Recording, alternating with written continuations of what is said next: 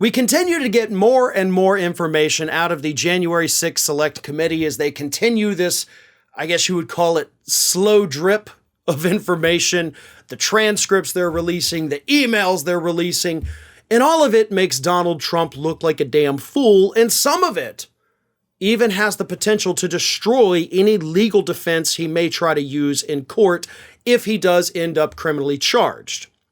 And one of those pieces of information that could seriously hurt his defense is an email sent from his former aide Dan Scavino to Jared Kushner, telling Jared that Donald wanted to trademark the phrase rigged election.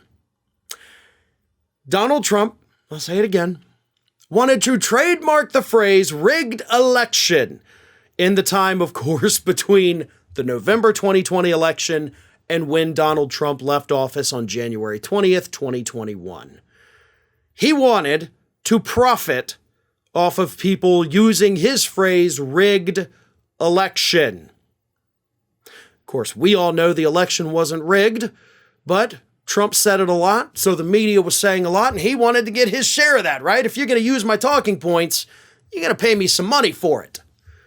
Now, of course, that ultimately didn't end up happening, thank God, but the fact that Donald Trump wanted to do it kind of shows that this whole thing was pretty much a grift from the start. That it was all a way for Donald Trump to basically make more money. We already know that he was fundraising off of his election lies, right? That's a given. He was going out there sending these emails saying, you got to give me money so I can fight these things in court. Then he ultimately ended up spending $0 of what he raised off that to actually fight these in court. It was all about making money. And that's why I say this could seriously hinder any legal defense he may try to use if he gets criminally charged. Here's why that is. This is something that, I've been talking about, the legal experts have been saying for a very long time. The only possible legal defense Donald Trump could have, and we're not even saying it would work, it's just the only thing that might work, is if Trump were to get charged with, trying to defraud the United States by overturning the election, claiming all of this fraud that didn't exist.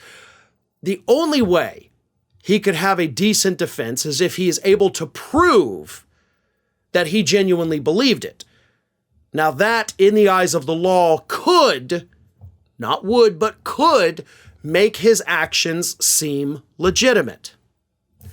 This new piece of information here, showing that he wanted to trademark that phrase and make money off of it, is going to kill that.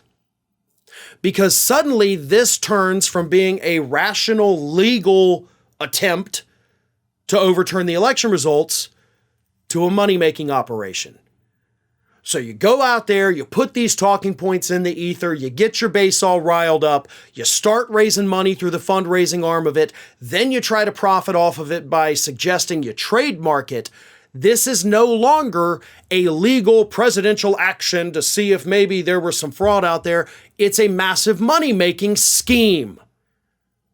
So if he were to go into court and try to argue that I genuinely believe these things, the prosecutor's going to be able to be like, no, you didn't. First of all, we've got all of these witnesses over here that have talked to the January 6th committee that say you knew you lost. Second of all, if you were so worried about all of this so-called shenanigans taking place with the election, then why were you more concerned about profiting off of it?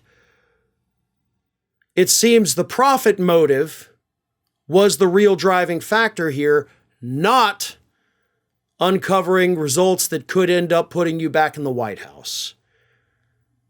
As I said, a good prosecutor is going to be able to take that and run with it in a way that, I did a poor job of explaining. They'd be able to do it far more eloquently, but basically that's what would happen. So this isn't just a funny story of Donald Trump trying to trademark a stupid phrase that was completely false. This could be the nail in the coffin for any legal defense Donald Trump tries to put up. Hi, everyone. This here is little Athena, and Athena would like to know why you haven't subscribed to Fair and Balanced yet. So please, don't let Athena down. Subscribe today.